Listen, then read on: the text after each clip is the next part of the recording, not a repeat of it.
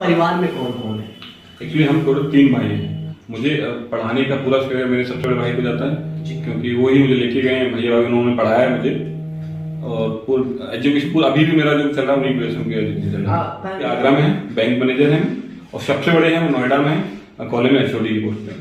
Sir, ये जो इस समय आप नेक कार्य कर रहे हैं गरीबों के लिए, जैसे आप सुने हैं कि जो है भोजन बांटते हैं, शनिवार मंगलवार को जूता बांटते हैं, ठंडी के लिए कपड़ा बांटते हैं, ये प्रेरणा आपको कहाँ से मिली, कैसे मिली और कैसे शुरुआत हुई? जी, मैंने आपको बताया था कि मैं 10 महीने रिक्शा के साथ रहा था, तो मैंने अपने आप में कमिटमेंट किया था उस टाइम पे कि मैं लाइफ में कहीं भी रहूंगा, किस जगह भी रहूंगा, अगर मैं इस लायक हो गया तो वहाँ जितने भी रिक्शे वाले, जितने जरूरतमंद, जितने भी गरीब लोग, उनको भोजन की जिम्मेदारी मेरी स्वयं की रहेगी, वो आजीवन रहेगी। तो बस वो ऋण है तो चुकाने का प्रयास कर रहा हूँ। अब देखिए ईश्वर की इच्छा जी। ये कितना दिन से चालू है? ये 5.5 साल हो चुके हैं कंप्लीट। 5.5 साल हो चुके हैं। अच्छा सर, ये जो आप संस्था चला रहे हैं जिसके माध्यम से ये नेक कार्य आप कर रहे हैं, क्या इसमें कुछ बाहरी लोगों का भी अंशदान लिया जाता है या आपकी तरफ से? श्रमदान केवल लिया जाता है, श्रमदान केवल श्रमदान लिया जाता है, और बाकी राशि आर्थिक सहयोग में किसी से नहीं लेता। अच्छा, जैसे क्या होता है कि आप राजनीतिक जीवन में आना चाहते हैं या फिर आगे कुछ राजनीतिक जीवन का प्लान? देखिए, ये आप मुझे लगता है शायद 70-80 लोग पूछ रहे हैं, आप शायद 71 लोग होंगे जिनसे ये सवाल पूछ रहे हैं। देखिए, मेरा कोई इसमें स्वार्थ नहीं है, निस्वार्थ समाज सेवा की भावना है, और मैंने पहले भी बोला, आज भी मेरा राजनीति से कोई कनेक्शन नहीं। सेवा करना तब भी था, सेवा भी करना है। और बाकी रहा कुछ इसके प्रचार प्रसार को इसलिए किया था कि कुछ लोग देख के युवा मोटिवेट हो, वो इसके अक्सर हुआ भी ऐसा। 5 सालों में आप देखिए आपके शहर में काफी मतलब बदलाव हुआ है, काफी लोग समाज से जुड़ते जा रहे हैं, काफी लोग अपने सेंट्रल बना रहे हैं। मेरा जो उद्देश्य था पूरा हो रहा है। जैसे जो अपनी संस्था है युवा सोच, ये कब स्टार्ट हुई, इसकी स्थापना कब हुई? 5.5 साल पहले इसकी स्थापना हुई थी। आवास विकास कॉलोनी में मैंने एक बार रुका हुआ था जी। तो कोई बुजुर्ग व्यक्ति ने मुझसे मदद मांगी थी। मैं पहले रिक्शे वालों को कराता था, बुजुर्ग मदद मांगी थी, मुझे भोजन करा दीजिए। वो बुजुर्ग व्यक्ति काफी संपन्न परिवार से था जी। अब जो भी उसका आर्थिक परेशानी रही हो, तो उस समय उनको कुछ एक छोटा सा रोजगार चालू करा दिया गया, और उनका भोजन का भी कराया। फिर दोखनाथ मंदिर पे हम प्रतिदिन 3, 4, 5 स्टार्टिंग करने लगे जी। उसके बाद आज हजारों संख्या में भोजन करते हैं। सर, एक सवाल मैं पूछना चाहता हूँ, थोड़ा पूछना अजीब लग रहा है। विवाहित तो है ही आप? पत्नी साथ में रहती है, क्या इस कार्य में पत्नी साथ देती है आपका? देखिए, रात को 11 बजे अगर भोजन कोई जरूरत मांगता है तो कौन बना के देगा? जी। बिना धर्मपत्नी से ये पॉसिबल नहीं है। तो जब भी भोजन मांगा गया, लेट नाइट मांगा गया, तो धर्मपत्नी जी ने ही स्वयं अपने हाथों बना के भोजन दिया है। तो बिना उनके साथ के पॉसिबल नहीं है। मैं 2-3 व्रत भी करता हूँ, और कर्म पे थोड़ा सा ज्यादा विश्वास करता हूँ मैं, क्योंकि मुझे यही बताया गया है कि कर्म में थोड़ा ज्यादा आप कर्म करेंगे तो आपका अपने आप कनेक्शन अच्छा हो जाएगा। अच्छा। संस्था की आगे की क्या प्लानिंग है? प्लानिंग आप देखते बढ़ ही रहा है, शादी बढ़ रही है, बच्चों एजुकेशन बढ़ रहा है, और एक अच्छी प्लानिंग करने जा रहे हैं, बहुत बड़ा प्लानिंग करने जा रहे हैं, जिसमें एक शिक्षा और मेडिकल दोनों रहेगा। निःशुल्क की प्लानिंग की जा रही है कि प्रॉपर निःशुल्क रहेगा। लगभग हमने सुना है, लोग कहते भी हैं कि अनिल सिंह जी अपने कमाई में से लगभग 50% दान कर देते हैं, तो यह क्या ये सही बात है? 70% का कमिटमेंट था जी कि मैं अपनी जो भी मेरी कमाई होगी 70% में दान करूंगा जी। अब ईश्वर 70% को इतना बढ़ाता चला जा रहा है कि 30% मेरे लिए बहुत ज्यादा हो रहा है जी। तो मैं सोचता हूँ कि 70% में और ज्यादा करना चाहिए। यानी कि लगभग आप कितना % दान करते होंगे?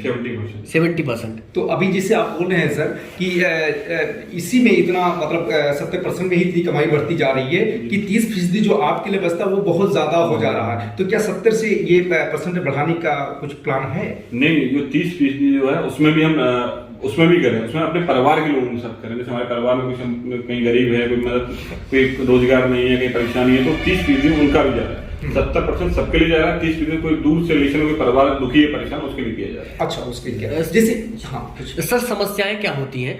जैसे लगभग आप बता रहे कि 70% आप दान कर देते हैं, तो कभी घर वाले कुछ बोले कि हाँ इतना दान करना, या फिर कुछ ऐसी कोई समस्याएं? नहीं, देखिए, बिना घर वालों के सहयोग से कोई भी काम संभव नहीं है जी। ये आप भी जानते, मैं भी जानता हूं। तो प्रॉपर सहयोग रहता है, हर चीज में सहयोग रहता है। यहाँ तक मैं वितरण करने जाता हूँ रात में, तो परिवार की धर्मपत्नी जी, यहाँ तक हमारी बिटिया, मेरी बेटी जो भी 2-2.5 साल की, वो स्वयं जाती है, वो भी अपने आप से कराती है। सर, जैसे आपके बड़े भाई से विवाद हुआ था तो आप घर छोड़ के निकले थे? नहीं, विवाद नहीं हुआ था, इसलिए कुछ बातें हैं जो थोड़ी चेंज करेंगे, बुरा नहीं है जी। तो क्या कामयाबी पाने के बाद में भाई के साथ रिलेशन मजबूत हो गया फिर से जैसा था? नहीं, रिलेशन तब भी मजबूत था, रिलेशन आज भी मजबूत, रिलेशन में कोई कमी नहीं है। बस वो थोड़ा एक्चुअली जब किसी व्यक्ति को वो है ना सोने को आपने सुना होगा तपाया जाता है तभी उसमें लिखा जाता है, सेम वही है। अच्छा। सर क्या आपको लगता है कि जो आप बने हैं वो अपने भाई की वजह से बने हैं? बिल्कुल। लगभग हमें लगता है ये सच्चाई कि आप अपने भाई की वजह से बने बिल्कुल। और मुझे आज भी याद है कि मेरा पढ़ाई से ज्यादा कनेक्शन था नहीं, पढ़ने लिखने ज्यादा विश्वास नहीं, तो वही मुझे लेके गए, वही पढ़ाया, तो जो भी है आज उन्हीं की वजह से। आज जो आप दान पुण्य कर रहे हैं इसमें भाई का भी कोई योगदान रहता है आर्थिक या? उनको गर्व महसूस होता है। अच्छा। जी। और आते भी हैं, देखते भी हैं और बड़ा अच्छा बोलते हैं। अच्छा। उनको लगता है कि सब अपने दोस्तों सब साथ में भेजते हैं कि हमारे छोटे भाई साहब ऐसा कर रहे हैं, अच्छा लगता है जी। अपनी संस्था कहाँ चलती है? संस्था अभी टोटल काउंट किया जाता था 62 या 6300 लोग थे जी सदस्य में जो बने हुए हैं जी। और इसमें बालपुर है, कन्हैयागंज है जी, बलरामपुर है जी धानीपुर है जी। काफी जगह है चल रहा है। तो जो आप ये स्थान चिन्हित करके बताए हैं जी। क्या यहाँ भी ये वितरण होता है? एक्चुअली मेरा उद्देश्य भोजन वितरण तक सीमित रहना नहीं हाँ, जी। है। मेरा उद्देश्य है कि मदद करना है। मदद में आर्थिक मदद होगी, भोजन वितरण होगा, रोजगार होगा, मकान होगा, सारी मदद की जाएगी। इसमें केवल भोजन का सीमित नहीं है। इस मदद में मैंने सुना कि गरीब कन्याओं का भी आप जैसे विवाह वगैरह भी करवाते जी हैं। जी। अभी तक मैं काउंट नहीं है कितना हो चुका है, बाकी जब भी मेरे पास कोई ऐसा सूचना मिलती है कि कोई गरीब है, परिवार विवाह नहीं करा पा रहा है, तो उसका पूरी विवाह की जिम्मेदारी मैं स्वयं लेता हूँ। जो गरीब कन्याओं का आप विवाह करवाते हैं या करने में मदद करते हैं, आर्थिक मदद करते हैं, उनका कोई एक मानक आप सुनिश्चित करके रखें कि ऐसी स्थिति में अगर कोई परिवार है उनकी कन्याओं का हम जो है कन्यादान करेंगे? देखिए मानक नहीं है, जैसे अभी कोविड में किसी लोग जॉब कर रहे थे, कुछ लोग मुंबई जॉब कर रहे, दिल्ली जॉब कर रहे थे, अचानक उनकी नौकरी रोजगार पर चला गया।